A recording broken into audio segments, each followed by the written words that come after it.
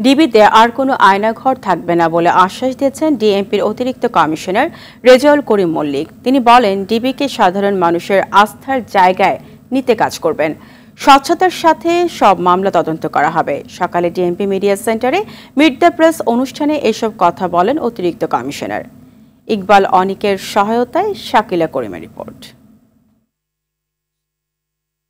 ৫ August সরকার পতনের পর ঢাকা মহানগর পুলিশ সহ সারা দেশে শতাধিক কর্মকর্তাকে বদলি ও চাকরিচ্যুত করা হয়। আইন শৃঙ্খলা রক্ষার দায়িত্ব দেয়া হয় নতুনদের।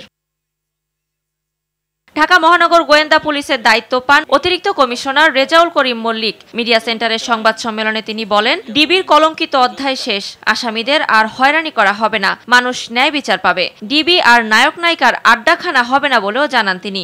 স্পষ্টভাবে বলতে চাই, ঢাকা মহানগর গোয়েন্দা অফিসে আর কোনো আয়নাঘর থাকবে না। এখানে কোনো নায়ক নায়িকা বা সেলিব্রিটিদের সময় কাটানোর জায়গা হবে না। থাকবে না কোনো ভাতের হোটেল।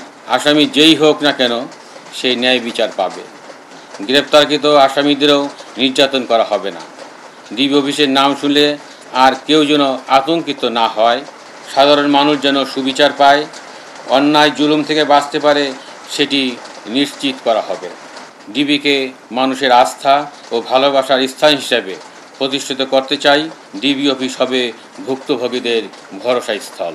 দুর্গাপূজাকে কেন্দ্র করে পুরো রাজধানীতে নিরাপত্তা ব্যবস্থা নেওয়া হয়েছে বলে জানান রেজাউল করিম। দুর্গাপূজা উপলক্ষে সারা দেশের মতো ঢাকা মেট্রোপলিটন এলাকায়ও নিশ্চিদ্র নিরাপত্তা ব্যবস্থা গ্রহণ করা হয়েছে।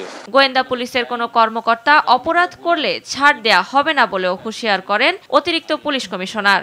আমি আপনাদের নিশ্চয়তা দিচ্ছি, ডিবির কোনো সদস্য যদি কোনো ধরনের অনৈতিক ও অপেশাদার কর্মকাণ্ডের সাথে যুক্ত হন, তাদেরকেও বিন্দুমাত্র ছাড় দেওয়া হবে না। শাকিলা করিম, RTV, ঢাকা।